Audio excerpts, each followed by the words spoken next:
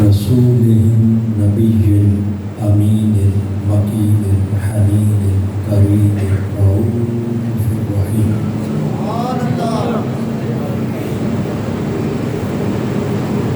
اما بعد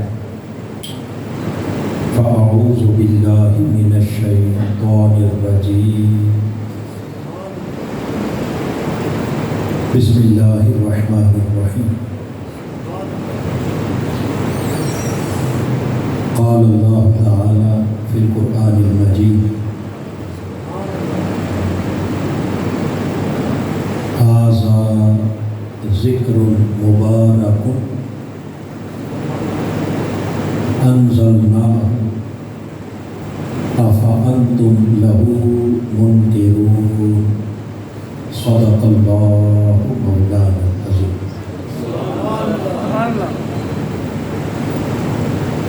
معزز علماء کرام، قائدین و کارکنان تحریک منہاج القرآن اور معزز خواتین و حضرات اور حاضرین و سامعین، اللہ رب العزت کا بے حد شکر ہے جس کی توفیق سے آج ہم تحریک منہاج القرآن کے زیر اہتمام ماہانہ درس عرفان القرآن کی اس نہایت ہی مقدس بابرکت اور پاکیزہ مجلس میں حاضر۔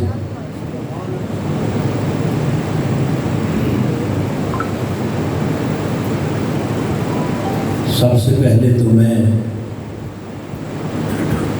تحریک منہاج القرآن حافظ آباد کے ضلعی، تحصیلی اور ہر سطح کے عہدیداران، جو نو منتخب عہدیداران، ان سب کو صمیم قلب سے مبارکباد پیش کرتا ہوں۔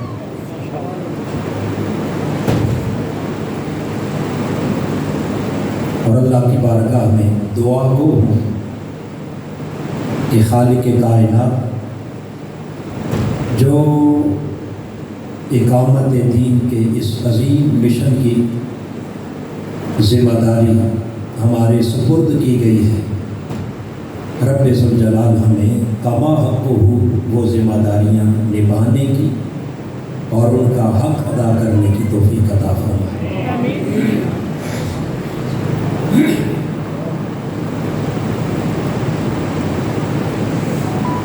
اس ابتدائی مبارکبادی کے ساتھ، چونکہ یہ ماہ سفر ہے اور اس ماہ سفر کا ایک بہت بڑا ایونٹ حضور سیدنا داتا گنج بخش علی اجمیری رضی اللہ تعالیٰ عنہ کا عرس مبارک ہے، اور اس مہینے کو اور کئی ایک اولیاء اللہ سے نسبت بھی ہے، لہٰذا ان پاکیزہ نسبتوں کے پیش نظر آج کے درس کا جو ہم نے موضوع رکھا اور آپ نے دعوت ناموں پر اور اشتہاروں پر جو پڑھ بھی لیا ہے، وہ ہے قرآن مجید اور تذکرہ اولیاء۔ بولیے کیا ہے؟ تاکہ مجلس قرآن میں آنے والوں کو یہ بات بھی سمجھ آ جائے کہ اولیاء کے تذکرے خالی مصنفین نے، مورخین نے اور بعد کے لوگوں نے نہیں لکھے، بلکہ سب سے پہلے اولیاء کا تذکرہ خود خالق کائنات نے قرآن میں بیان کیا۔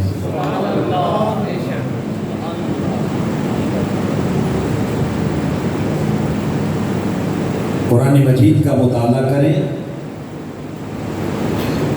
تو خالق کائنات نے اس قرآن مقدس کا تعارف کرواتے ہیں۔ سورہ الانبیاء کی آیت نمبر 50 جس میں ارشاد فرمایا ھذا ذکر مبارک، اے لوگو یہ قرآن سارے کا سارا ایک مبارک ذکر ہے۔ یہ قرآن کیا ہے؟ ایک مبارک ذکر ہے، اول سے آخر تک، ابتدا سے انتہا تک یہ سارا ذکر مبارک ہے۔ انزلناہ، یہ ایسا مبارک ذکر ہے جسے ہم نے خود نازل فرمایا۔ افانتم لہ منکرون، کیا پھر بھی تم اس مبارک ذکر کا انکار کرتے؟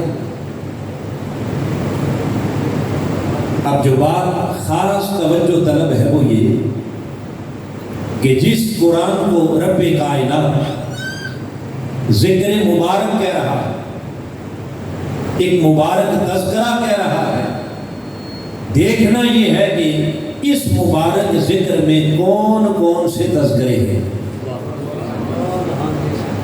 اس مبارک ذکر میں بولیے، کیونکہ جو کچھ اس قرآن میں آ گیا وہ کیا ہو گیا؟ ذکر مبارک۔ اونچا بولیے، ذکر مبارک۔ اب وہ کون کون سے مبارک ذکر ہیں جو قرآن نے کیے؟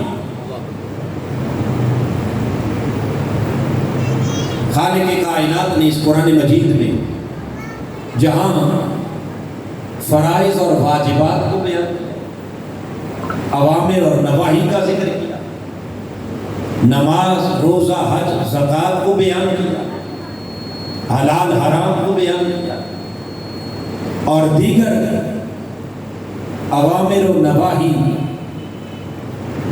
یہ سب کچھ بیان کرنے کے ساتھ ساتھ خالق کائنات نے اس قرآن مقدس کے اندر دو بڑے عظیم تذکرے رکھے، اور وہ تذکرے کن کے ہیں؟ ایک ذکر انبیاء ہے اور دوسرا ذکر اولیاء ہے۔ کیا ہے؟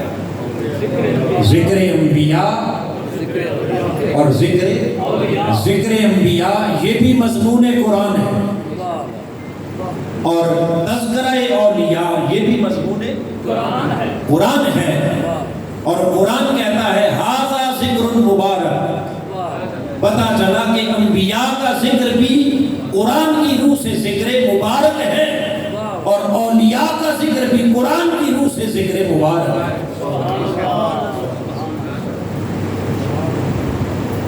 اور پھر لطیف تر بات یہ ہے کہ خالی یہ تذکرے قرآن نے بیان ہی نہیں کیے۔ یہ کہنا کسی واقعہ کو، کسی شخصیت کے بارے میں کسی تذکرے کو بیان کر دینا واقعاتی شکل میں، اور ایک ہے کہ کسی کا ذکر کرنے کا حکم دینا۔ دو باتوں میں فرق سمجھ آ گیا۔ ایک ہے کہ میں کسی کا تذکرہ آپ کے سامنے بیان کر دوں، اور ایک یہ ہے کہ آپ کو کہوں کہ ذرا فلاں کا ذکر کر کے سناؤ۔ اب خالق کائنات نے دونوں کام کیے، اپنے انبیاء اور اولیاء کے واقعات کو خود بیان بھی کیا، اور پھر قرآن پڑھنے والوں کو حکم بھی دیا کہ قرآن پڑھنے والوں بائی نیم ایک ایک پیغمبر کا نام لے کے ذرا میرے فلاں نبی کا ذکر سنا۔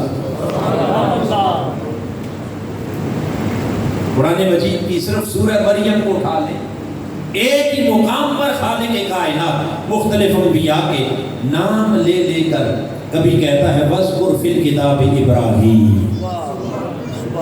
إِنَّهُ كَانَ صِدِّيقًا نَبِيًّا۔ اے قرآن پڑھنے والوں، آؤ ذرا میرے پیغمبر ابراہیم کا ذکر سناؤ، میرے نبی ابراہیم کا ذکر سناؤ۔ إِنَّهُ كَانَ صِدِّيقًا نَبِيًّا، بے شک وہ بڑا ہی سچا نبی تھا۔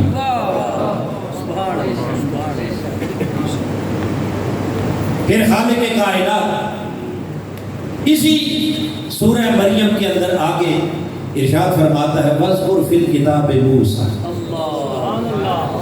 آؤ ذرا اسی کتاب قرآن سے مجھے میرے موسیٰ کا ذکر سناؤ. سبحان اللہ سبحان اللہ. میرے اِنَّهُ كَانَ مُخْلَصًا وَكَانَ رَسُولًا نَبِيًّا. سبحان اللہ.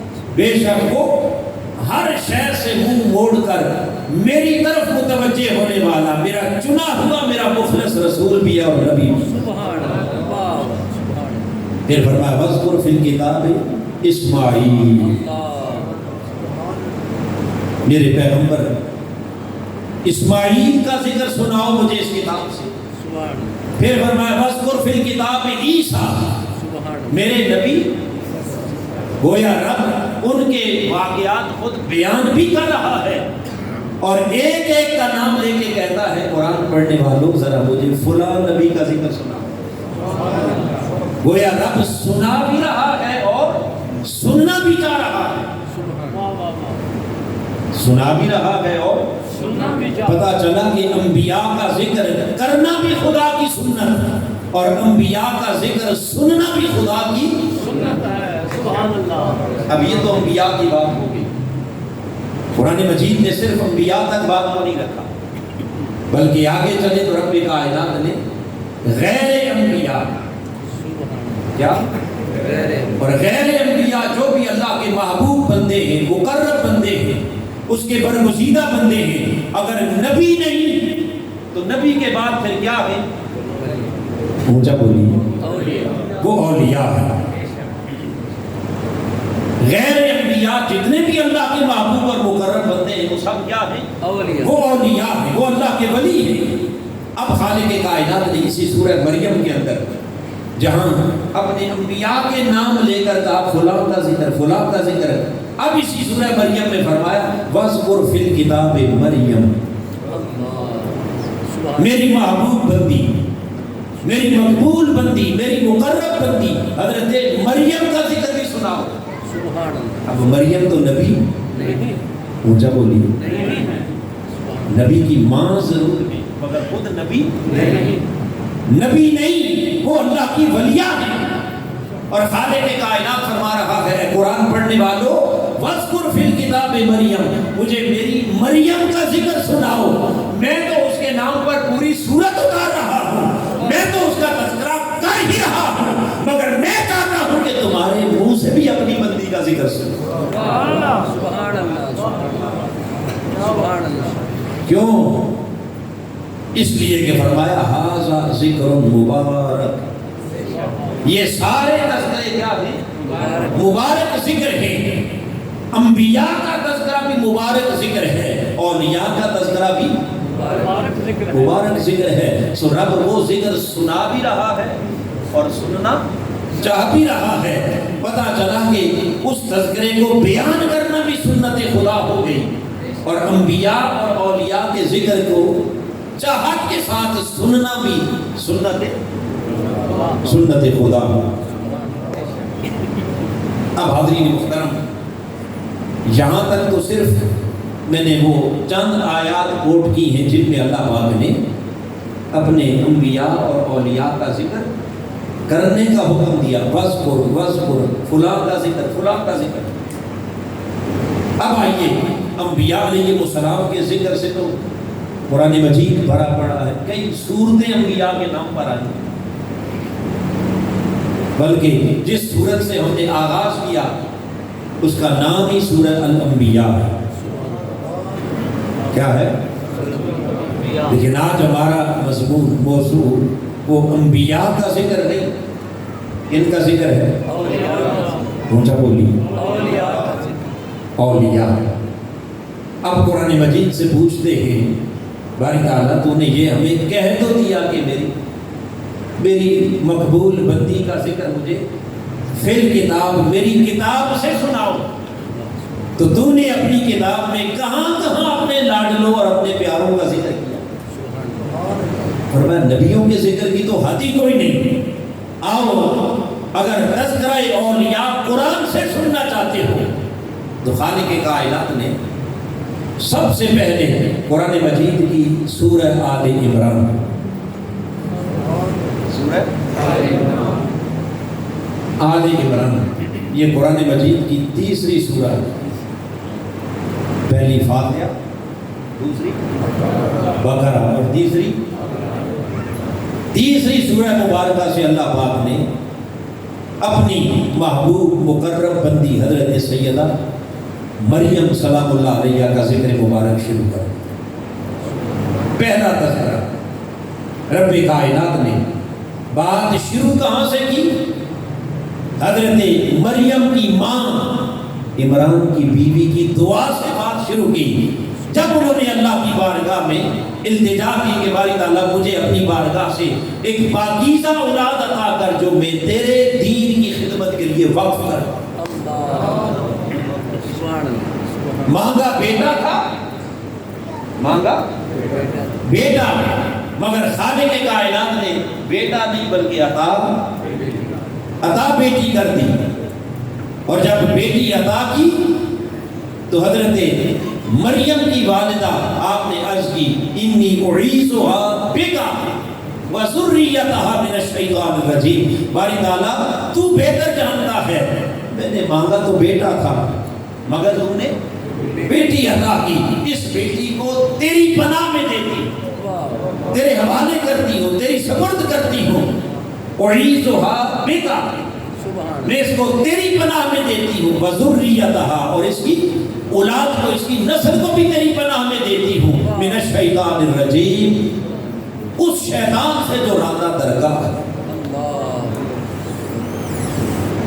تو جب ماں نے اپنی بیٹی کو اللہ کے سپرد کر کیا کر جب اس کے سپرد کیا تو اب قرآن کہتا ہے فَقَبَّلَهَا رَبُّهَا بِقَبُولٍ حَسَنٍ، اس رب نے بڑے حسین طریقے سے کہا اے مریم کہ ماں اگر تو نے میرے حوالے کیا ہے تو دیکھ میں نے اسے قبول کر لیا۔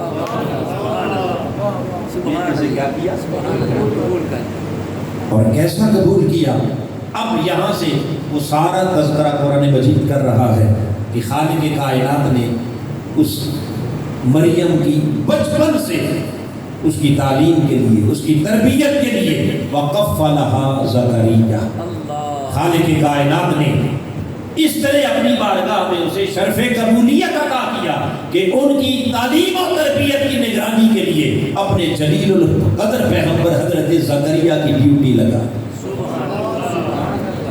حضرت زکریا کی زیر کفالت دے، وہ ان کی نگرانی کرتے، ان کی روحانی تربیت کرتے، اور اس تربیت کے لیے حضرت مریم سلام اللہ علیہا آپ ساری مخلوق سے الگ تھلگ ہو کر ایک حجرے کے اندر اللہ کی عبادت، اللہ کی بندگی میں مصروف ہو گئے، نگرانی اوپر حضرت زکریا کر رہے ہیں، اور پھر اس عبادت کے دوران اللہ کے ساتھ ایک ایسا تعلق جڑا، ایک ایسا تعلق جڑا کہ خالق کائنات نے فرمایا اے مریم کی ماں تو نے میرے سپرد کیا تھا، اب اس کی تربیت اور اس کی کفالت کی ایک طرف ذمہ داری تو میں نے اپنے نبی زکریا کو دی، لیکن اس سے بھی آگے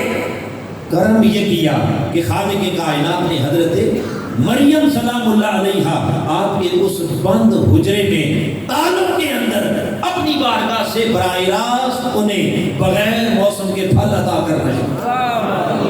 سبحان اللہ، سبحان اللہ، سلامت رہے، سبحان اللہ، بغیر موسم کے انہیں، سبحان اللہ، اور اس پر یہ کوئی قصہ کہانی نہیں، خالق کائنات کا قرآن کہہ رہا ہے کلما دخل علیہ زکریا المحراب، جب کبھی حضرت زکریا حضرت مریم کے اس حجرے میں داخل ہوتے اور وہاں تالا کھول کر اندر جاتے اور جا کر دیکھتے، کیا دیکھتے؟ وجد عندها رزقا، دروازے کو تالا لگا ہوا ہے، کسی کے آنے جانے کا کوئی راستہ بولیے، ظاہری اسباب نہیں، بند حجرے کے اندر جا کے اس رزق کو پاتے اور پھر پوچھتے اے مریم انا لک ھذا، बता कि इस बंद हुजरे में तेरे पास रिज़्क कहाँ से आया? अल्लाह सुभान अल्लाह। अब यहाँ जो बंद हुजरे और ताले की मैंने बात की है, इसका तज़किरा कुरान की आयत में नहीं है, आइमा मुफस्सिरीन ने बयान किया, मगर कहाँ से बयान किया? अन्ना लके हाज़ा, अल्लाह के नबी का आकर अंदर ताज्जुब से पूछना कि बता ये रिज़्क कहाँ से आया है। ये बता रहा है कि जिसके पास चाबी थी अगर वो खुद लेके आते तो ये तो सवाल बनता नहीं था। लिहाजा जब चाबी उनके पास है, दरवाजे पर ताला लगा हुआ है, तो इसका मतलब ये है कि ये किसी गैबी असबाब के जरिए आया, जिसने पैगंबर को भी बरताए हैरत में डाल दिया। और नबी आकर पूछ रहा है अन्ना लके हाज़ा, ऐ मरियम बता ये रिज़्क आया कहाँ से?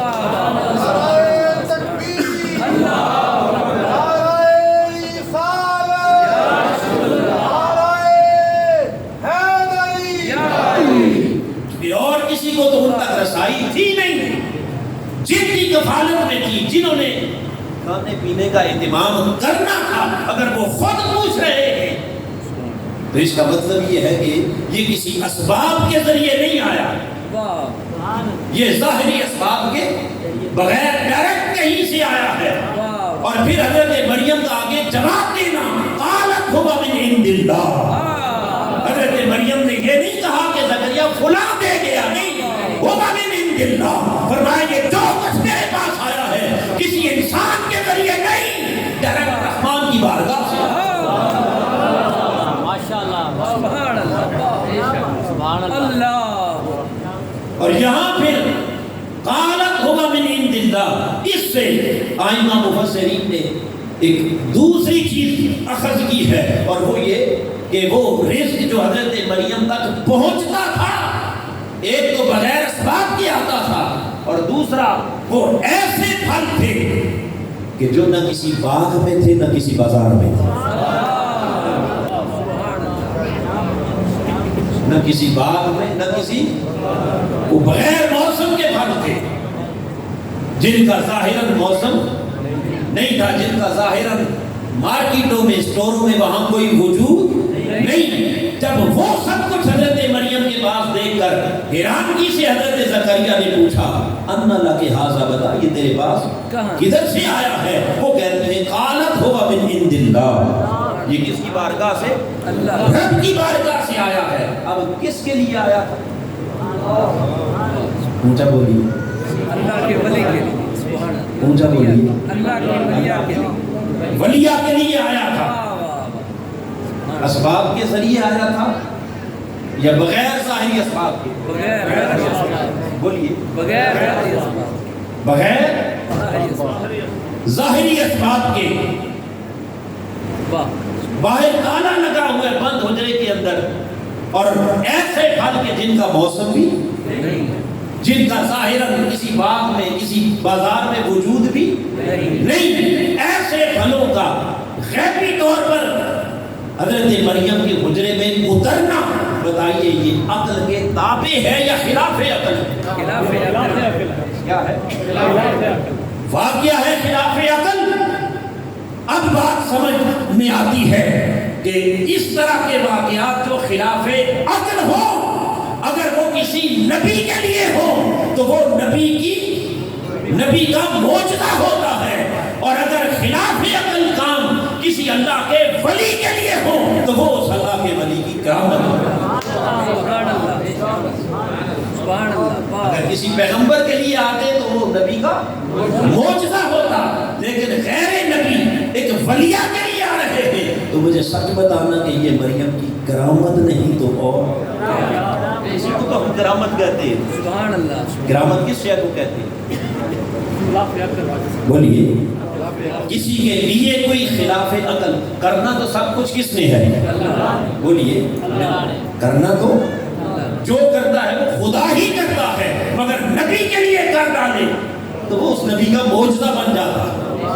आका का हाथ उठा, उंगली का इशारा हुआ, आसमां पर चांद दो टुकड़े हो गया, किसने किया? अल्लाह के इज़्न के बगैर तो कुछ नहीं होता, करने वाला वो ही, मगर इशारा मुस्तफा से हुआ तो रसूल का मोजज़ा बन गया। عیسیٰ نے کہا قم بإذن اللہ، مردہ قبر سے زندہ ہو کے باہر آ گیا۔ زندہ کس نے کیا؟ اللہ نے کیا، مگر کس کے کہنے پر؟ عیسیٰ کے کہنے پر کیا، تو عیسیٰ کا معجزہ بن گیا۔ اب کل اتارے تو خدا نے ہیں، مگر اتارے مریم کے لیے ہیں، لہذا یہ اتارنا خدا کا ہے، کرامت حضرت مریم۔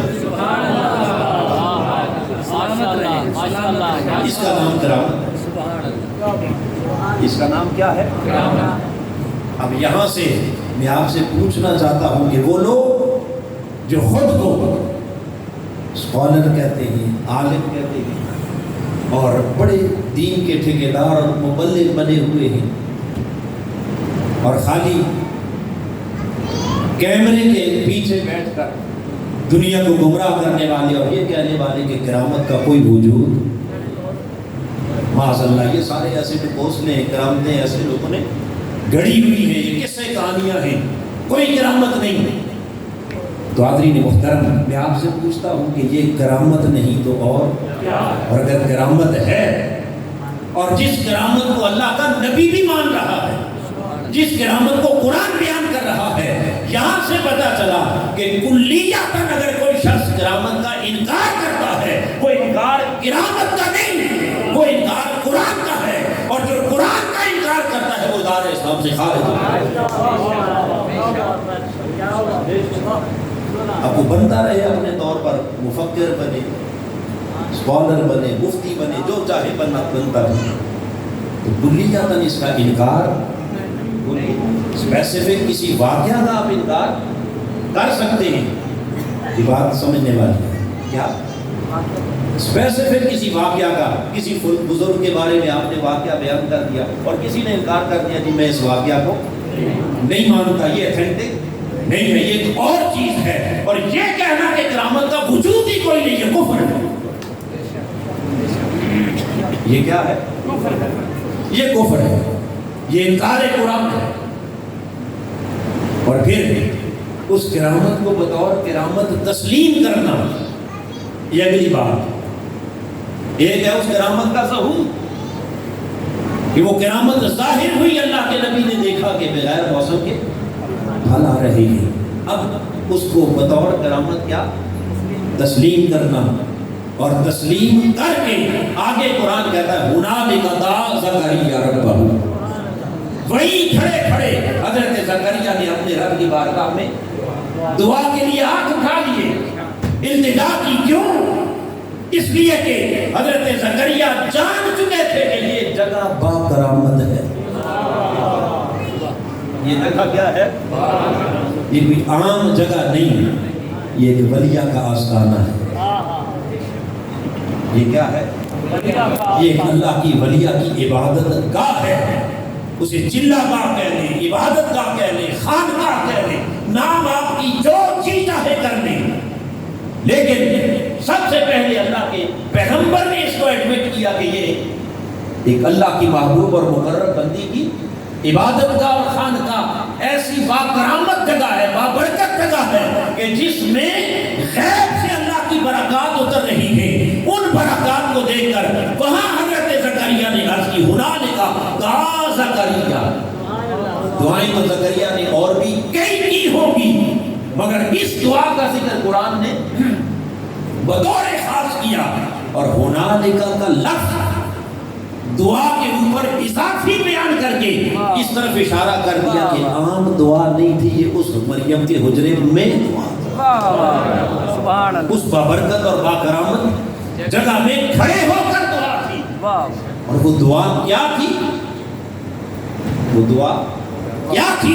حضرت زکریا نے عرض کی باری تعالیٰ میری عمر بیت چکی ہے، بڑھاپا آ چکا ہے، اگر بغیر موسم کے مریم کو اس حجرے میں تیری بارگاہ سے پھل مل سکتے ہیں، تو کیا تیرے نبی زکریا کو عمر بیت جانے کے بعد بڑھاپے کی عمر میں کیا اولاد کا پھل نہیں مل سکتا؟ اللہ سبحان اللہ سبحان اللہ۔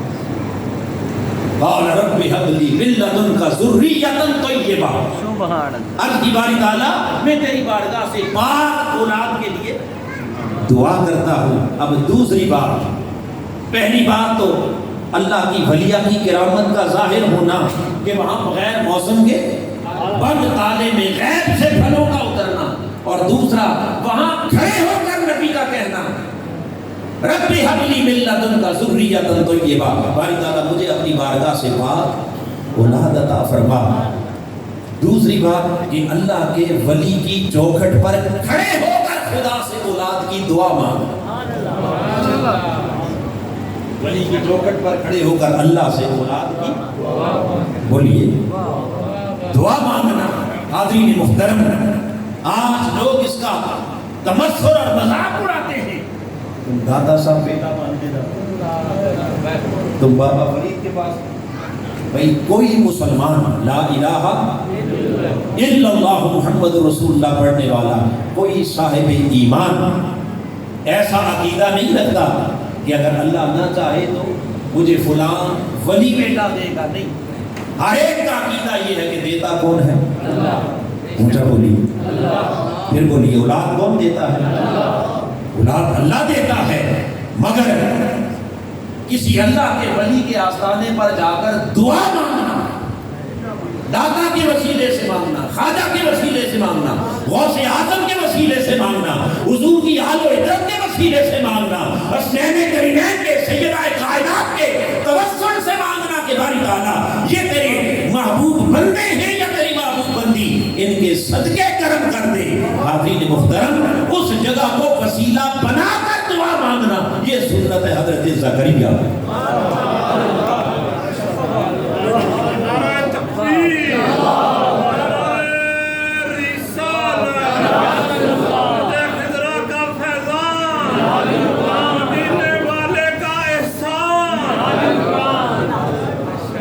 ورنہ کسی مسلمان کا ایسا عقیدہ نہیں ہے کہ اللہ نہ بھی دینا چاہے تو فلاں سے زبردستی دینا، نہیں، یہ فلاں کے پاس لینے کا عقیدہ نہیں ہے، بلکہ کیا ان کے توسل کا عقیدہ ہوتا ہے کہ وہ اللہ کے مقرب ہے، تو وہاں دعا کی قبولیت کے زیادہ چانسز ہیں۔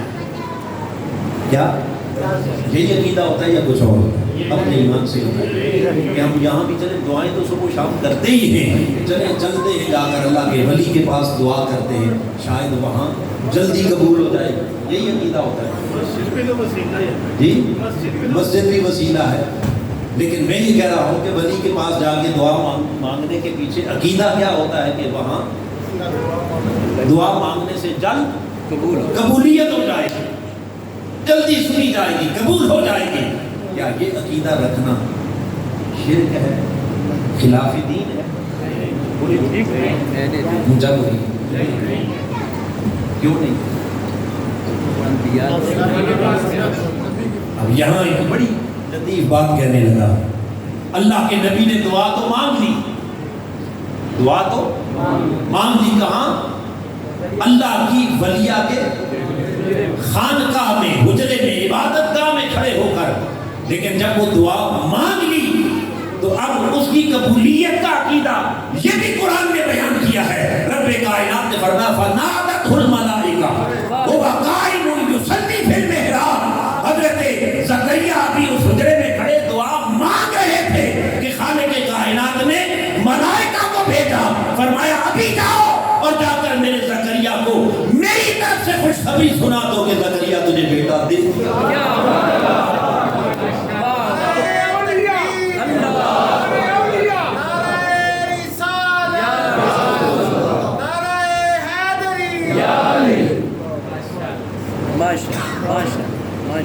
اب یہ قرآن مجید کا کہنا ہے فنادت الملائکہ، اسے آ کر فرشتوں نے ندا دی، آواز دی، کس کی بارگاہ سے آئی؟ اللہ کی بارگاہ سے۔ کب؟ وہ قائم یصلی فی المحراب، ابھی وہ اس محراب سے مراد کیا تھا؟ وہ حجرہ، وہ عبادت گاہ، ابھی اس عبادت گاہ کے اندر وہ ابھی کھڑے کھڑے دعا مانگ رہے تھے۔ ادھر دعا مکمل نہیں ہوئی، ادھر سے قبولیت کی خوشخبری آ گئی، کیونکہ نبی تھے تو فرشتے آ کر خوشخبری دے گئے۔ اب قیامت تک نہ کوئی نبی ہے اور نہ کسی کو آ کر فرشتے نے کان میں خوشخبری سنانی ہے، مگر رب نے قرآن میں اصول بتا دیا کہ میرے ولی کی چوکھٹ پہ دعا ختم ہونے سے پہلے ہم قبول فرما لیں۔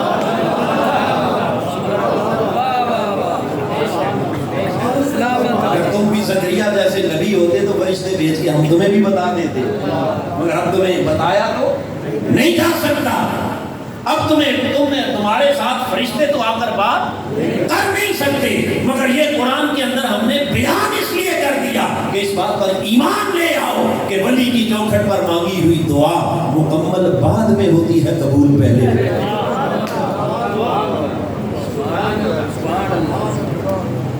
اس کی تکمیل سے پہلے اس کو اپنی بارگاہ میں ہم قبول فرما دیتے ہیں۔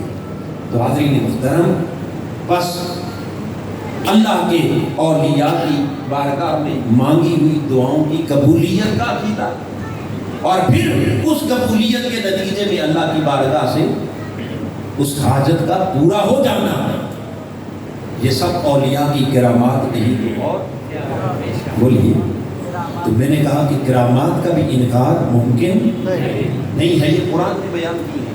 اور پھر یہ سارا تذکرہ اب دیکھتے جائیے، ایک ایک چیز کو کون بیان کر رہا ہے؟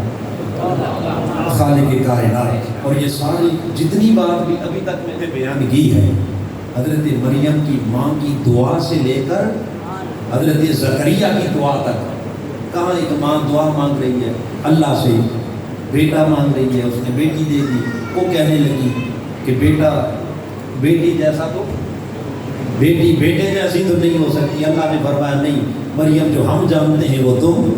پھر اس نے کہا اچھا تیرے سپرد کرتی ہوں، پھر نبی کو اس کی کفالت میں لگا دیا۔ یہ ساری بات کرتے کرتے ان کی عبادت اور ان کے حجرے تک لے آنا، اور پھر وہاں اللہ کے نبی کا دعا مانگنا، پھر اس دعا کی قبولیت، یہ سارا تذکرہ جس میں نہ کوئی نماز ہے، نہ کوئی روزہ ہے، نہ حج ہے، نہ زکوٰۃ ہے، نہ حرام ہے، نہ حلال ہے، اس سارے تذکرے کو قرآن کہتا ہے ھذا ذکر مبارک، یہ ہے مبارک ذکر۔ افانتم لہ منکرون، کیا تم اس کا انکار کرتے ہو؟ کیا تم اس کا ہے کوئی انکار کی گنجائش؟ یہ تو میں نے صرف ایک مقام ہے سورہ آل عمران، پھر آپ کے نام پر اللہ نے پوری سورت نازل کی سورہ مریم، پھر اس میں اور واقعات کو تفصیل کے ساتھ بیان کیا، اور وہاں اس مقام پر حضرت مریم کی ایک دوسری کرامت قرآن نے بیان کی۔ کون سی؟ اور وہ کرامت اس وقت پیش آئی جب حضرت سیدہ مریم اپنے حجرے سے الگ ہو گئی، اذن تبذت من اہلھا مکانا شرقیہ، مشرقی حجرے کے اندر جا کے بند ہو گئی، اور حضرت سیدنا عیسیٰ علیہ السلام کی ولادت کا وقت آ گیا۔ وقت ولادت عیسیٰ، حضرت مریم سلام اللہ علیہا تنہا تنہا ہے، آپ کا ساتھ دینے والا بولیے وہاں کوئی نگہبانی کرنے والا، آپ کی خدمت کرنے والا کوئی نہیں، اکیلی ہے خدا کی بارگاہ میں۔ اس لمحے رب کائنات نے ارشاد فرمایا کہ اے میری مریم، یہ دیکھ تیرے سامنے کھجور کا خشک تنا، کیا ہے؟ اونچا بولیے، اور اونچا بولیے، کھجور کا خشک تنا ہے۔ رب نے کہا فَحُزِّي إِلَيْكِ، اس خشک تنے کو پکڑ کے جھنجھوڑ، تُسَاقِطْ عَلَيْكِ رَطَبًا جَنِيًّا، آج اس لمحے تیری خدمت کے لیے اگر کوئی نہیں تو اس خشک تنے سے ہم تیرے لیے تازہ کھجوریں بھیجیں۔ اس خشک تنے سے تیرے لیے کیا؟ کھجوریں۔ یہ قرآن ہے۔ آج ہم کہیں کہ فلاں اللہ کے ولی نے خشک ٹہنی پہ ہاتھ رکھا تو وہ تازہ ہو گئی، اس پر پھل آ گیا، تو کہیں گے یہ کہانی ہے، قصہ ہے، خشک ٹہنی پر کسی کے ہاتھ رکھنے سے بھی کبھی پھل آتا ہے۔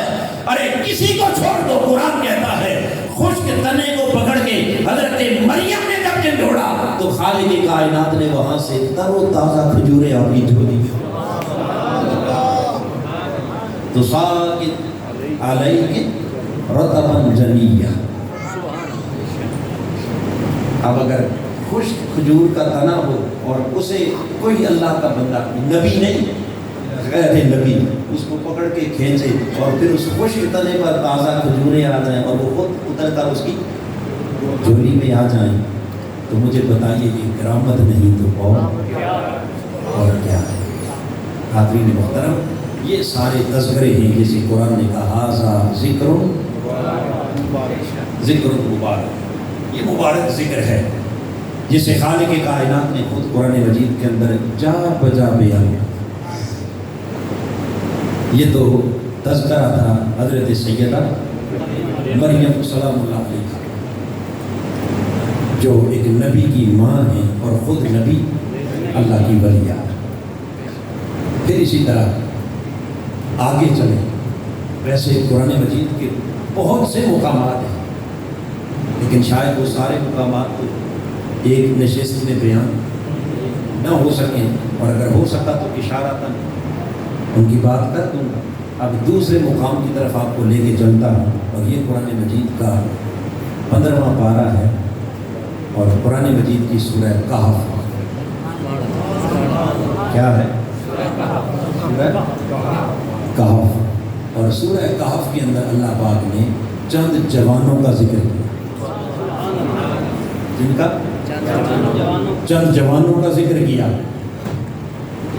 اور وہ جو چند جوان تھے وہ بھی اللہ کے نبی، اونچا بولیے، نبی نہیں تھے، وہ اللہ کے چنے ہوئے بندے تھے، محبوب اور مقرب بندے تھے، اور ایسے بندے تھے کہ جن کے تذکرے کو، ذکر مبارک تو قرآن نے کہا ہی، مگر ساتھ کہا ام حسبت ان اصحاب الکہف والرقیم قالوا من آیاتنا عجبا، فرمایا وہ خالی ان کا تذکرہ مبارک عام ذکر نہیں، بلکہ ان کی کہانی کو رب نے کہا میری نشانیوں میں سے ایک عجیب نشانی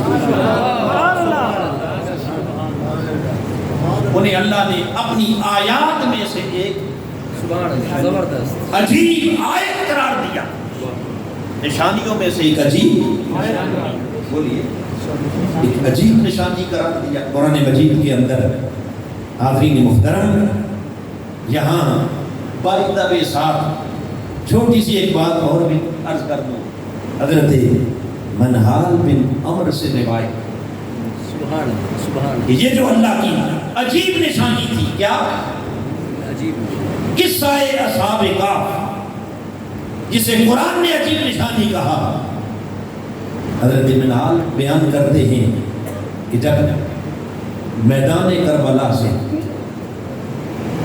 کوفہ کی طرف اور پھر کوفہ سے شام اور دمشق کی طرف قافلہ جا رہا تھا، اور امام علی مقام کا سر مبارک نیزے کی نوک پر تھا، قاری قرآن آگے آگے قرآن پڑھتا ہوا جا رہا تھا۔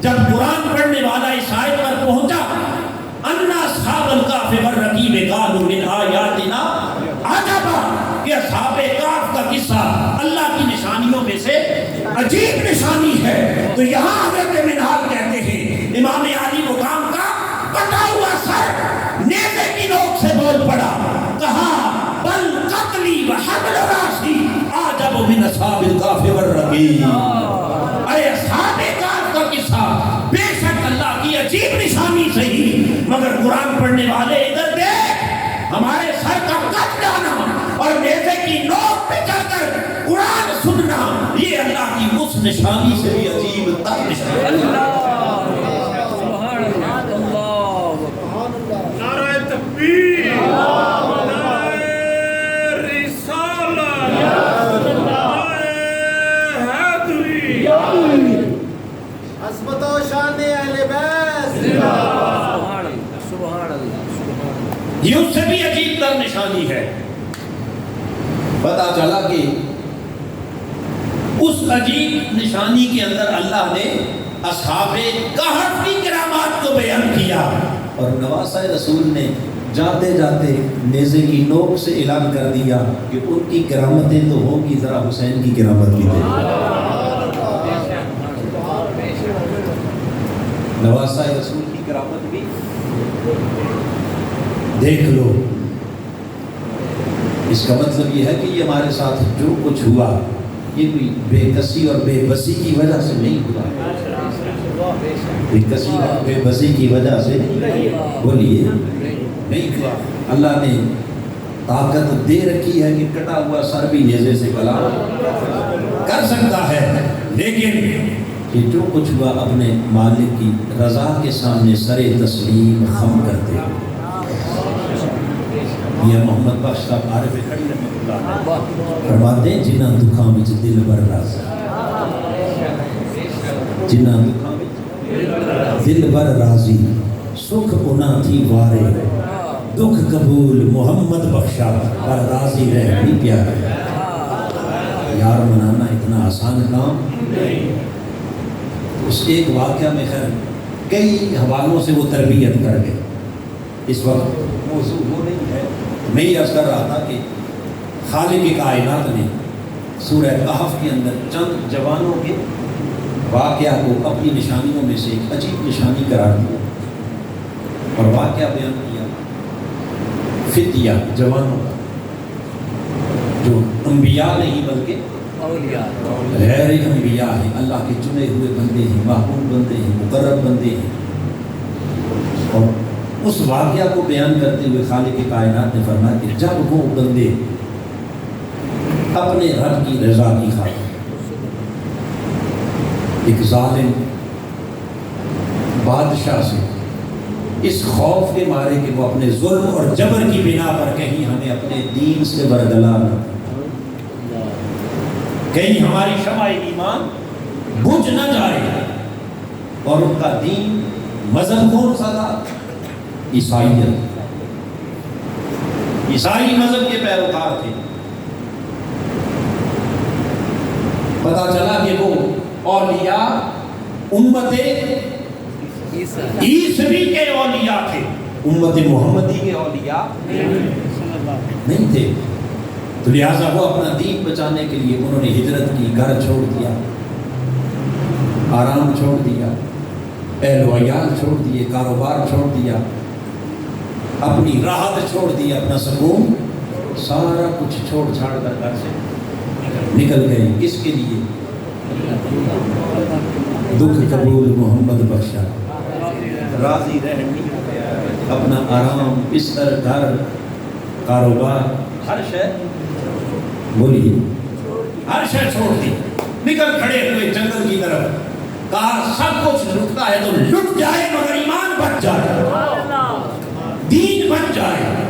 اس دین کو بچانے کے لیے، ایمان کی حفاظت کے لیے جنگل میں چل پڑے۔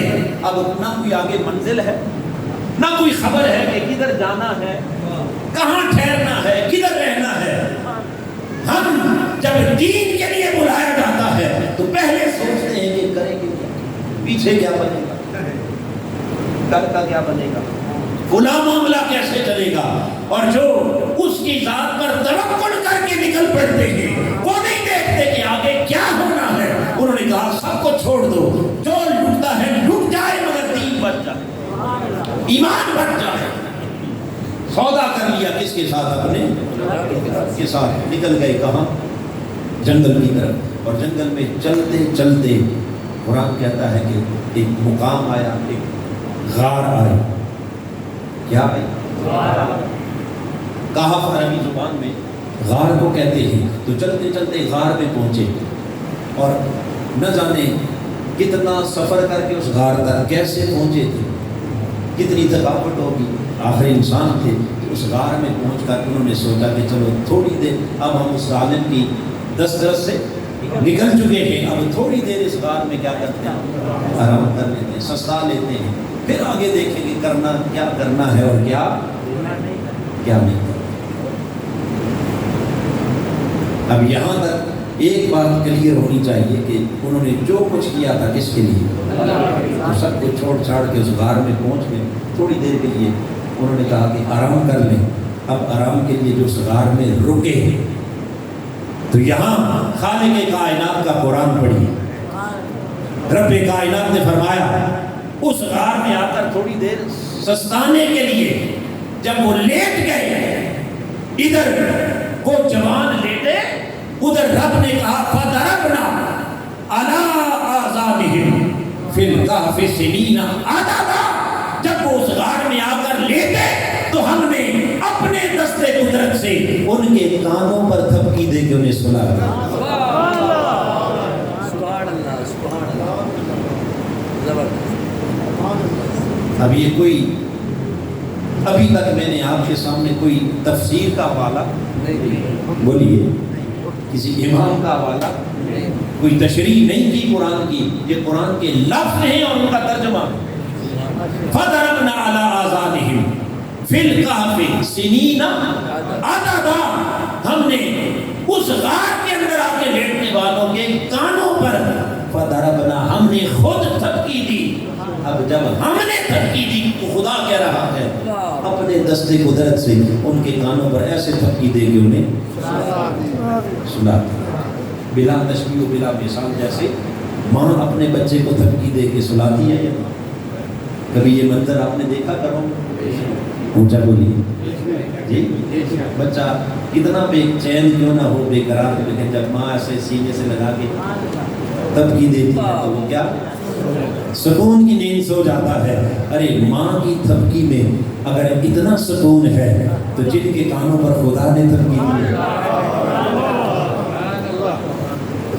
جن کے کانوں پر رب کائنات نے تھپکی دے کے سلایا، ذرا خود سوچئے ان کے سکون کا عالم کیا ہوگا، ان کی راحت کا عالم کیا ہوگا، ان کے چین اور ان کے قرار کا عالم کیا ہوگا۔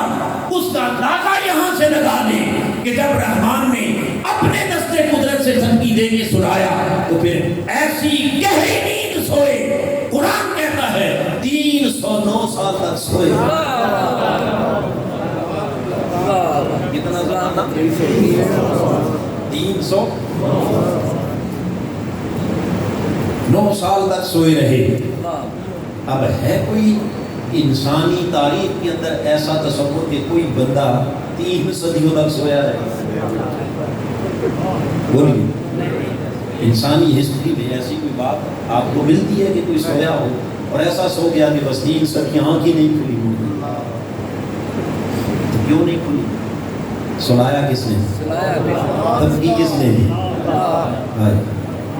کیا لذت ہو، کیا کیف ہوگا اس تھپکی میں، اس دست قدرت میں کہ جس میں، اور ایسا کیوں نہ ہوتا، وہ بڑا لجپال ہے، وہ بڑا کریم ہے۔ کاش ہم اس سے اپنا تعلق جوڑ کے دیکھیں، اس کی ذات پر کوئی بھروسہ کر کے دیکھیں، کوئی اس سے اپنے من کی تار جوڑ کے دیکھے۔ وہ کہتا ہے تو میری خاطر سب کے چھوڑ کے آیا ہے، اور ہم تجھے جنگل کی ایک ویران غار کے اندر ایسی تھپکی دے کے سلائیں گے 3 صدیوں تک ہم کی نہیں۔ تمہاری نیند کو بھی ہم ایک عجیب داستان بنا دیں گے، تمہارے سونے کو بھی اپنی قدرت کی نشانیوں میں سے ایک نشانی بنا دیں۔ 309 سال تک بولیے، یہ نیند بھی کیا تھی؟ بولیے اونچا بولیے۔ اچھا، یہ نیند تو ہوگی کرامت۔ اب جب 3 صدیوں کے لیے اللہ نے سلا دیا تو اس سلانے کے بعد اگلی بات قرآن نے اس سے بھی آگے کی، اور وہ کیا ہے؟ فرمایا جب اس کھلی غار میں سو گئے نا، نہ کوئی آگے پردہ ہے نہ دروازہ ہے، تو ڈائریکٹ غار کا منہ بھی شمالاً جنوباً اس انداز میں تھا کہ جب سورج نکلتا تھا تو تب بھی ڈائریکٹ شعاعیں آنے کا اندیشہ تھا، اور جب سورج غروب ہونے لگتا تو تب بھی اس کی روشنی، اس کی کرنیں غار میں پڑتی تھی۔ اللہ پاک نے فرمایا کہ ہم نے سلا تو دیا، اب اس نیند کے دوران تمہاری راحت اور تمہارے آرام کا بھی اہتمام کرنا ہے۔ اور کیا اہتمام کرنا ہے؟ تاکہ سورج بھی تمہیں ڈسٹرب، سورج بھی تمہیں ڈسٹرب۔ اب ایک اہتمام تو یہ ہو سکتا تھا، یہ بات قابل غور ہے، ایک اہتمام تو یہ ہو سکتا تھا کہ اس کھلی غار میں پڑے تھے تو اللہ پاک اوپر سے چٹان سے کوئی پتھر سے کھا کر اس غار کے آگے کر دیتا، پردہ ہو جاتا، وہ آرام سکون سے سوئے رہتے، کوئی ڈسٹربنس نہ ہوتی، سورج کی روشنی انہیں تنگ نہ کرتی۔ یہ کام بھی ہو سکتا تھا مگر اس نے کہا اگر پتھر سے دا دیا ہم نے میرے عاشقوں تمہاری آرام کا تو اہتمام ہو جائے گا، مگر بعد والے عقل والے وہ کہیں گے تو خود ہی پتھر سے رکھ کے آ جاتا ہے، اس میں کون سی کمال کی بات ہے، اس میں یہ کون سی کرامت ہے، کون سا کمال ہے؟ بھئی پہاڑوں سے پتھر تو گرتے رہتے ہیں، اگر غار کے سامنے آ گیا تو یہ کمال کیا ہے؟ اس نے کہا ہم تمہارے آرام کا بھی خیال رکھیں گے اور قیامت تک دنیا کو تمہارا کمال بھی دکھائیں گے۔ مولا کیسے؟ فرمایا وَتَرَى الشَّمْسَ إِذَا طَلَعَتْ تَزَاوَرُ عَنْ كَهْفِهِمْ ذَاتَ الْيَمِينِ۔ اے قرآن پڑھنے والے تو دیکھے گا 3 صدیوں تک جب بھی سورج نکلتا ہم اس سورج کو اپنے ان ولیوں کی خاطر اپنے مقام سے دائیں طرف ہٹا کر طلوع کر دیں۔ وَإِذَا غَرَبَتْ تَقْرِضُهُمْ ذَاتَ الشِّمَالِ، اور جب سورج کے ڈوبنے کا وقت آتا تو ہم سورج کو اپنے مقام سے غروب کرنے کے بجائے بائیں طرف پھیر دیتے ہیں۔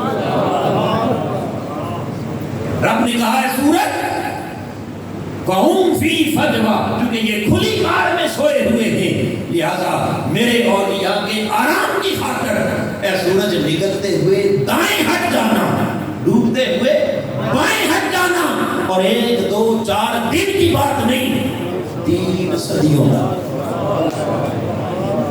کتنا سورج کے راستے ہی بدل دی، نہ اپنی جگہ سے نکل سکتا ہے اور نہ اپنی جگہ سے، بولیے وہ جگہ کس نے مقرر کی ہے؟ اللہ نے مقرر کی ہے، اور اللہ پاک فرماتا ہے کہ ہماری مقرر کردہ جو جگہ ہیں، جو راستے ہیں، یہ قرآن مجید کی سورہ یاسین کے اندر اللہ پاک نے فرمایا وَالشَّمْسُ تَجْرِي لِمُسْتَقَرٍ لَهَا ذَلِكَ تَقْدِيرُ الْعَزِيزِ الْعَلِيمِ، سورج کا اپنے مقررہ مدار پر سفر کرنا، اپنی مقررہ جگہ سے نکلنا اور مقررہ جگہ سے غروب ہونا، ذَلِكَ تَقْدِيرُ الْعَزِيزِ الْعَلِيمِ، یہ بڑے علم والے خدا کی لکھی ہوئی اٹل تقدیر ہے جسے کوئی بدل۔ ایک طرف قرآن کہتا ہے اس علم والے خدا کی لکھی ہوئی کیا اٹل تقدیر جسے کوئی بدل نہیں سکتا، اور دوسری طرف کہتا ہے وہ تقدیر ہم نے 3 صدیوں تک بدلی ہے،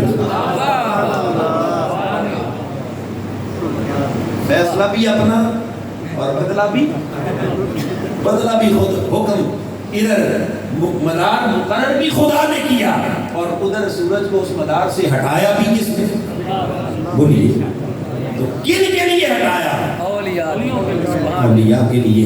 اگر نبی کے لیے ہٹا دیتا تو نبی کا بولیے نبی کا، اگر سورج اپنے مدار سے ہٹ جائے کس کے لیے؟ نبی کے لیے، پیغمبر کے اشارے پر ڈوبتا ہوا سورج اگر واپس پلٹ آئے میرے مصطفیٰ کے حکم پر تو یہ مصطفیٰ کا بولیے معجزہ بھی ہے، اور جس کے لیے پلٹ کے آ رہا ہے مولا علی، یہ ان کی کرامت بھی ہے، لیکن یہاں معجزہ اور کرامت دونوں اکٹھے ہو گئے۔ ادھر خدا نے کہا یہاں صرف ولی ہیں نبی نہیں، تو لہذا ولیوں کی خاطر سورج کا راستہ چھوڑ دینا، یہاں معجزہ نہیں یا صرف کرامت ہے۔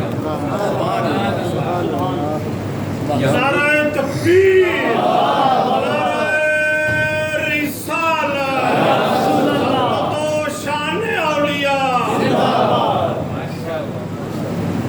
یہاں خالی کرامت ہے، معجزہ، اور ادھر اپنے محبوب کے اشارے پر جب سورج کو اپنے مقام غروب سے لا کر پھر مقام عصر پر کھڑا کیا، مقام عصر پر کھڑا کیا، تو وہاں چونکہ 2 ہستیاں ہیں، کتنی 2 ہستیاں ہیں، ایک نبی ہے اور ایک ولی ہے، اور نبی بھی وہ جو امام الانبیاء ہے اور ولی بھی وہ جو مولا کائنات ہے۔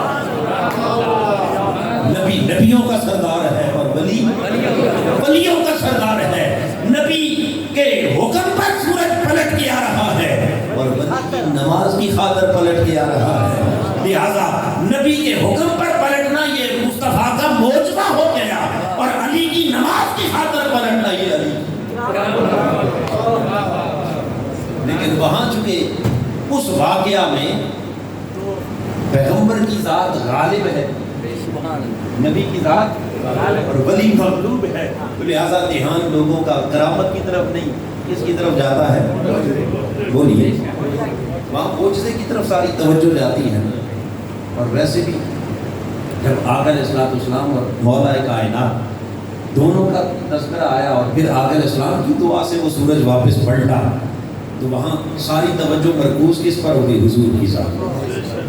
लेकिन जहाँ आका का मौजज़ा है वहाँ अली की उस करामत का भी इनकार नहीं किया जा सकता।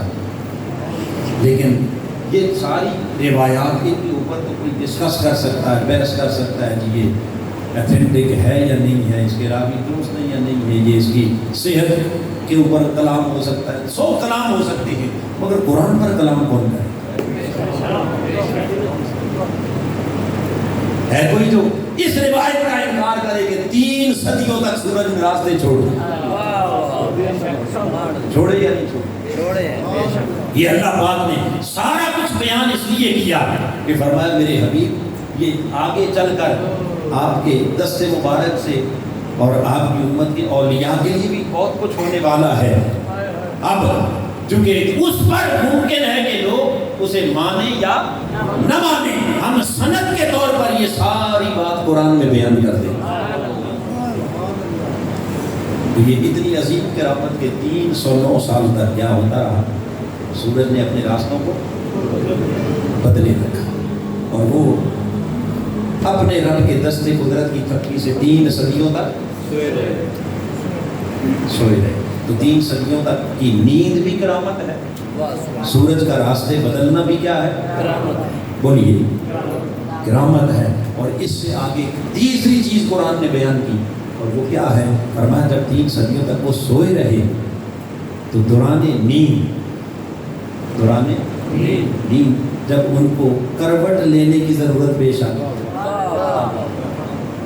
300 साल ना तक एक रात भी आप सर्दियों की 8-10 घंटे सोना पड़ जाए तो सो के इंसान रहता है या नहीं? करवट बदलनी पड़ती है या नहीं बदलनी पड़ती?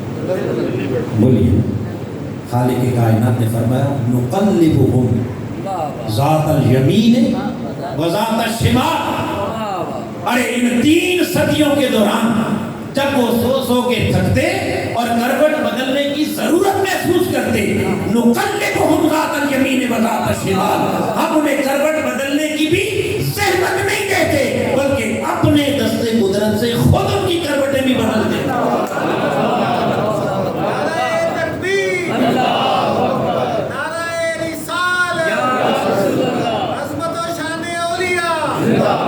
ये प्यार का इज़हार, ये क्या है? जैसे मैंने वो थपकी की मिसाल दी ना बच्चे और माँ की, तो कभी आपने ये भी देखा होगा कि देर तक बच्चा एक साइड पर सोया रहे तो माँ उसकी करवट भी चेंज कर देती है, क्या थक गया होगा। बस वो माँ का प्यार क्या है। उस करीम ने कहा मेरे लिए तुमने अपने बेड छोड़े, आराम छोड़े, बिस्तर छोड़े, राहतें छोड़ी और एक जंगल के अंदर निकल आए मुझ पर भरोसा करके, आओ मैं तुम्हारे लिए क्या क्या इंतजाम करता हूँ। नुक़ल्लिबुहुम ज़ातल यमीन व ज़ातल शिमाल, हम कभी उन्हें दाईं करवट बदलते, कभी बाईं करवट बदलते, और यहाँ तक बात खत्म नहीं की, बल्कि आगे खालिक़ कायनात ने इससे भी अजीब तरह बात की, और वो क्या फरमाया? व क़ल्बुहुम बासितुन ज़िराई बिल वसील। अरे वो तो 3 सदियों तक सोए रहे, ये 3 सदियों की नींद उन वलियों की किरामत तो है ही, मगर इससे बड़ी किरामत देखो कि उन वलियों की चौखट पर आकर बैठने वाला कुत्ता उन औलिया के फैज़ से वो भी 3 सदियों तक बैठा था, वो भी उनकी चौखट पर 3 सदियों तक। बोलिए, अब है कोई तसव्वुर कि 3 सदियों तक कोई जानवर, कोई कुत्ता जिंदा रहे? ऊंचा बोले, किसी तारीख के अंदर कोई ऐसा वाक़या नहीं है।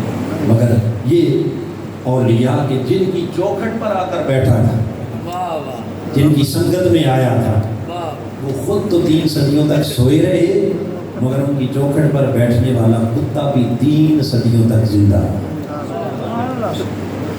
اور یہاں اب ایک حوالہ تفسیروں کا بھی، مفسرین نے کہا کہ جب اندر ان کی کروٹ بدلتی تھی نا، ان کی کروٹ بدلتی تھی تو باہر خود بخود جس طرف ان کی کروٹ بدلتی تھی وہاں باہر کتے کی بھی کروٹ بدلتی تھی۔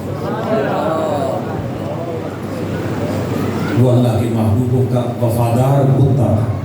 تو خالق کائنات نے فرمایا میرے ولیوں کا، اچھا اب اگلی بات یہاں اس کتے کا ذکر آ گیا کہ ان کی چوکھٹ پر آ کے بیٹھا ہے، اور پھر آگے اللہ پاک نے فرمایا کہ بعد میں آنے والے لوگ جب میرے اولیاء کا تذکرہ کریں گے، میرے اولیاء کا ذکر کریں گے، سَيَقُولُونَ ثَلَاثَةٌ وَرَابِعُهُمْ قَلْبُهُمْ، بعض کہیں گے وہ 3 تھے، ہم کہتے ہیں چوتھا ان کا کتا بھی تھا،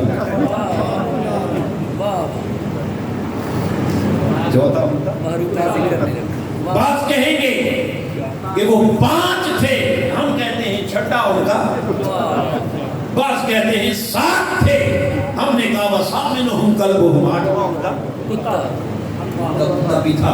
اب یہ بار بار ان کے ساتھ اس کتے کا تذکرہ، بار بار ان کے ساتھ اس کتے کا تذکرہ اب آ گیا نا قرآن میں۔ اور ادھر جہاں سے ہم نے بات شروع کی تھی، رب نے کہا ھذا ذکر مبارک، اس قرآن کے اندر جو ذکر بھی آ گیا وہ ذکر مبارک ہے۔ تم ولیوں کی بات کرتے ہو، ان کا ذکر تو مبارک ہے ہی، ہم نے ولیوں کے کتوں کا ذکر بھی ذکر مبارک بنایا۔ افانتم لہ منکرون، تم کس کا انکار کرو گے؟ کہاں تک انکار کرو گے؟ ہم نے تو اپنے اولیاء کے کتوں کا ذکر بھی کیا، ذکر مبارک، یہ ہمارا اتارا ہوا ذکر ہے۔ تو آدمی محترم، یہ تو اصحاب کہف کی بات، کن کی؟ بولیے، اصحاب کہف کی۔ اب اسی سورہ کہف کے اندر اگر آگے چلیں تو خالق کائنات نے ایک عجیب تذکرہ اور بھی کیا اپنے ولی کامل کا، اور وہاں ولی اور نبی دونوں کا ملا کے ذکر کیا، ان کا حضرت موسیٰ اور حضرت خضر علیہ السلام کا، حضرت موسیٰ اور حضرت خضر علیہ السلام کا، اور وہ بھی ایک طویل واقعہ ہے، کیا ہے؟ اور اس واقعہ کے اندر کئی اس کی جہتیں ہیں اور کئی اس کے پہلو ہیں۔ اب چونکہ وقت ہمارا ماہانہ درس قرآن کا 1 گھنٹہ 5-10 منٹ تک ہوتا ہے، وہ وقت تو پورا ہو چکا ہے، تو میں اس لیے میں نے کہا تھا کہ شاید یہ سارے مقامات کور نہ ہو سکیں۔ اب اس واقعہ کی ڈیٹیل میں اگر چلے جائیں تو وہ ایک الگ قصہ ہے۔ حضرت خضر کی کرامات کی طرف چلے جائیں، پھر اللہ کے نبی حضرت موسیٰ علیہ السلام کا خضر کے پاس چل کے جانا۔ اب میں اس کو ڈیٹیل میں جانے کے بجائے خلاصتاً 2-4 جملوں کے اندر اس کو کنکلوڈ کرتا ہوں کہ حضرت موسیٰ کا کن کے پاس چل کے جانا؟ بولیے، خضر علیہ السلام کے پاس۔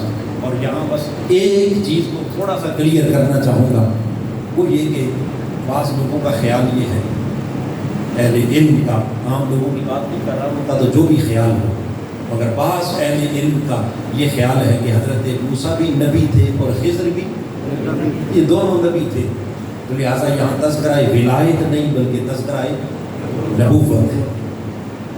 لیکن یاد رکھ لیں کہ جمہور اہل علم، کیا جمہور اہل علم کیا مطلب؟ یعنی اکثریت جو اہل علم کی ہے انہوں نے حضرت خضر کو نبی نہیں بلکہ کیا؟ ولی کہا۔ بعض اہل علم نے ان کو نبی بھی کہا، لیکن اکثریت نے انہیں نبی نہیں کہا بلکہ کیا کہا؟ ولی کہا، کیونکہ ہمارا موضوع تذکرہ ہے ولایت کا، تذکرہ اولیاء ہے، انبیاء نہیں۔ تو آپ پوچھیں گے کہ کس ولی کہا، نبی کیوں نہیں ہو سکتے؟ اب دونوں طبقات، جنہوں نے نبی کہا ان کے بھی دلائل ہیں، جنہوں نے ولی کہا ان کے بھی اپنے دلائل ہیں، مگر یہاں صرف ایک دلیل تاکہ نقطے کی وضاحت ہو جائے، اور اس پر میں اپنی بات کو ختم کرنا چاہوں گا۔ جو دلیل ہمارے شیخ، ہمارے قائد اور ہمارے استاذ، اس صدی کے مجدد حضور سیدی شیخ الاسلام مجدد رواں صدی، دین حق کا ہے ولی، مصطفیٰ کی ہے کلی۔ آپ نے ایک ہی دلیل دی، اور ایسی دلیل کہ جس کو کوئی رد کر نہیں سکتا، قرآنی دلیل کہ خضر نبی نہیں بلکہ ولی تھے۔ کس دلیل سے آپ کو کہا کہ ولی تھے، نبی نہیں تھے؟ اب قرآن مجید کے اندر جب اس واقعہ کو آپ پڑھیں تو اللہ پاک نے جب حضرت موسیٰ علیہ السلام کو بھیجا، یوشع بن نون کو وہ ساتھ لے کر چلے، تو موسیٰ علیہ السلام کو خضر کے ساتھ جس مقام پر اللہ نے ملایا، اس مقام پر ملایا، وہ کون سا مقام تھا؟ مجمع البحرین۔ فرمایا میرے پیغمبر موسیٰ، تجھے خضر ملے گا کہاں؟ جہاں دو دریا آپس میں ملتے ہیں، جہاں دو دریا آپس میں، دو دریاؤں کا سنگم ہے، پانی کے کنارے ملے گا۔ اور یہ خالی بات کہیں نہیں، بلکہ قرآن کہتا ہے جب وہ دو دریاؤں کے سنگم پر حضرت موسیٰ اور حضرت یوشع بن نون دونوں وہاں پہنچے، فوجدا عبدا من عبادنا، وہاں انہوں نے اللہ کے بندوں میں سے ایک خاص بندے کو پا لیا۔ ملاقات کہاں ہوئی؟ دو سمندروں کے سنگم پر ملنے کی جگہ پر۔ یہاں سے حضور سیدی شیخ الاسلام آپ نے فرمایا کہ یہ کہنا کہ نبی تھے یا ولی، یاد رکھ لیں کہ اللہ کا کوئی نبی اس نے اپنا ڈیرا آ کر دریاؤں، صحراؤں اور سمندروں کے کنارے نہیں لگایا۔ نبیوں کو اللہ نے بھیجا ہے آبادیوں میں، تاکہ وہاں جا کر قوم کا نظام بدلے، اس دھرتی کا نظام بدلنے کے لیے نبی آتا ہے لوگوں کے درمیان، وہ چھپ کر جنگلوں میں نہیں بیٹھتا۔ نبی کی شان نہیں کہ وہ چھپ کر غاروں میں بیٹھے، دریاؤں اور صحراؤں میں جا کر ڈیرا لگائے، یہ کام نبیوں کا نہیں۔ نبیوں کو تو لوگوں کی تلاش ہوتی ہے، وہ تو لوگوں کو ڈھونڈتے پھرتے۔ میرے آقا کی سیرت کو اٹھا کے دیکھیے، اہل مکہ میرے آقا سے بھاگتے پھرتے تھے، اور میرے مصطفیٰ ان کے میلوں میں جا کر ان کو تلاش کرتے تھے۔ اب سوچئے نا، زمانہ کفر تھا، اور دور جاہلیت اور مشرکانہ میلے، ان کے اندر کیا کیا واقعات اور کیا کیا فحاشی اور عریانی ہوتی ہوگی، مگر وہاں بھی حضور پہنچ جاتے تھے ان کے میلوں میں۔ کیوں؟ تاکہ مجھے کوئی ملے میں اسے اپنے خدا کا پیغام سنا۔ تو نبی تو لوگوں کو ڈھونڈ ڈھونڈ کر انہیں خدا کا پیغام دیتا ہے، یہ شان نبی کی ہے۔ اور ولی وہ لوگوں کے پیچھے ڈھونڈتا نہیں، بلکہ وہ مخلوق سے چھپتا پھرتا ہے، کبھی غاروں میں، کبھی صحراؤں میں، کبھی دریاؤں کے کنارے پر۔ تو مخلوق سے چھپ کے بیٹھنا یہ شان نبی کی نہیں، یہ شان ولی کی ہے۔ یہ شان کس کی ہے؟ ولی کی ہے۔ تو خضر اگر نبی ہوتے تو دو دریاؤں کے کنارے اس ویرانے میں نہ بیٹھتے، وہ بھی کسی اسٹیٹ کے اندر ہوتے۔ تو لہٰذا آپ نے فرمایا کہ اس سے بڑی دلیل اور کوئی نہیں۔ خیر، میں اپنی بات کو کنکلوژن کی طرف لے کے چلتا ہوں کہ ایک تو اللہ کے اس نبی کے پاس حضرت موسیٰ علیہ السلام کا چل کے جانا، اور پھر حاضرین محترم ان کی صحبت میں رہنا، پھر ان کے ساتھ آگے پیش آنے والے وہ مختلف واقعات جو قرآن مجید نے بیان کیے، ان کی ڈیٹیل ایک الگ چیز ہے۔ یہاں بس صرف ایک بات بیان کر کے اپنی بات کو ختم کرنا چاہ رہا ہوں کہ ایک تو یہ ہے کہ ایسے اللہ کے بندوں کی تلاش میں نکلنا یہ نبی کی سنت ہے۔ اور پھر تلاش کرتے کرتے جہاں اللہ کے اس نبی کو پایا، کس جگہ پر؟ 2 دریاؤں کے سنگم پر، 2 دریا جہاں پر اس میں مل رہے تھے، اس ویرانے میں پایا۔ اور اس ویرانے کے اندر جس کرامت سے حضرت موسیٰ نے اس جگہ کو پہچانا، جس کرامت سے موسیٰ نے اس جگہ کو پہچانا کہ یہاں ولی کا ڈیرا ہے، وہ بھی اللہ کے ولی کی کیا تھی؟ اور وہ کرامت کیا تھی؟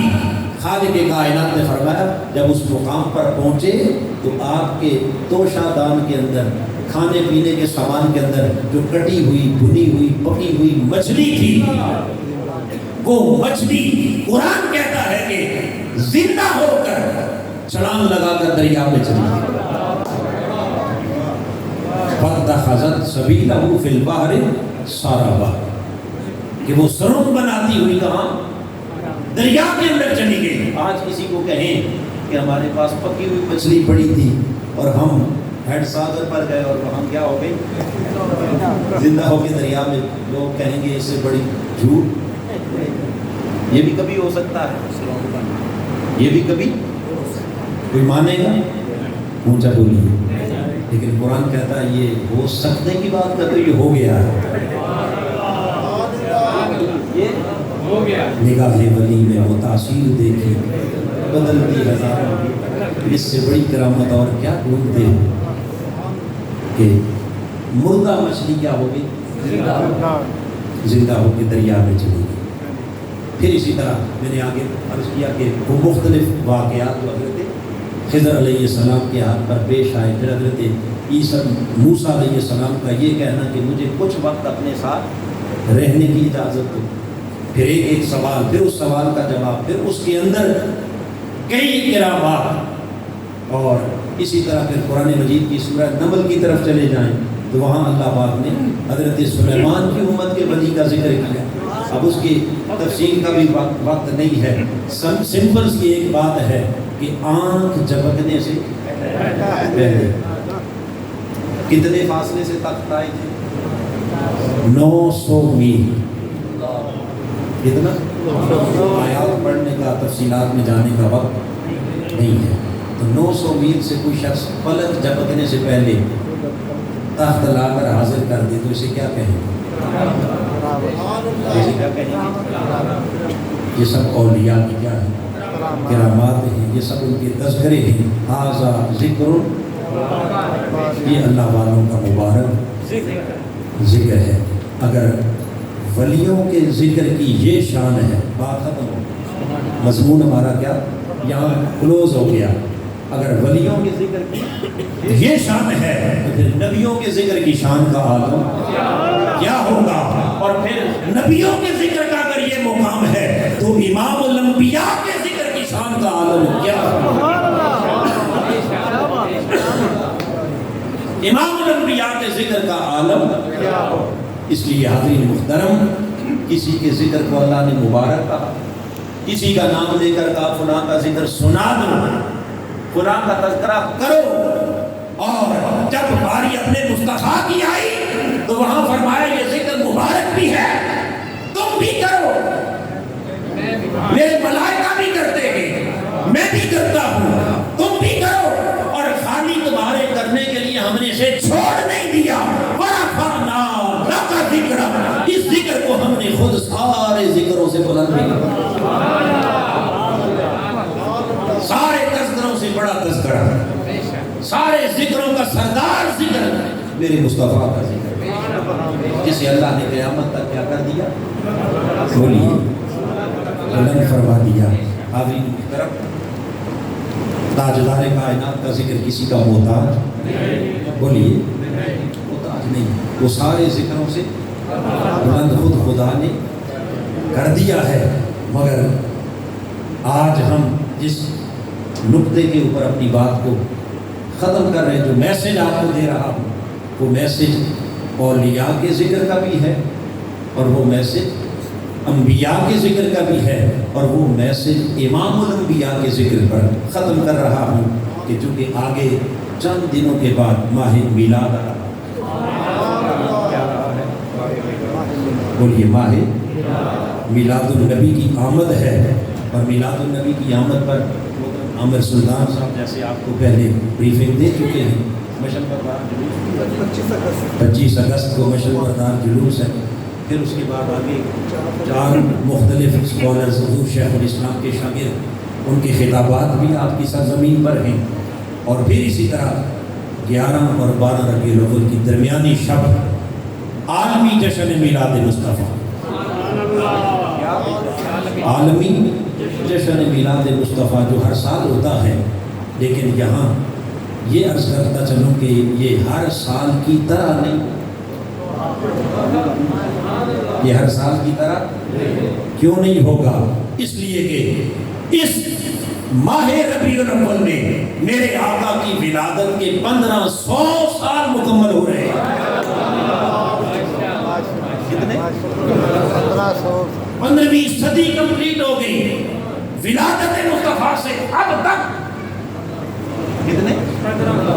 اور آپ دنیا میں بھی دیکھتے ہیں کہ جب بھی کسی خاص دن کو یا کسی خاص تقریب کو ہم مناتے ہیں، عام طور پر روٹین میں مناتے چلے جاتے ہیں، مگر جب کوئی صدی مکمل ہوتی ہے تو 100 سالہ جشن وہ روٹین کا جشن، بولیے گولڈن جوبلی، بولیے وہ تھوڑا سا روٹین سے کیا ہوتا ہے، ہٹ کے ہوتا ہے یا نہیں ہوتا؟ بولیے نا۔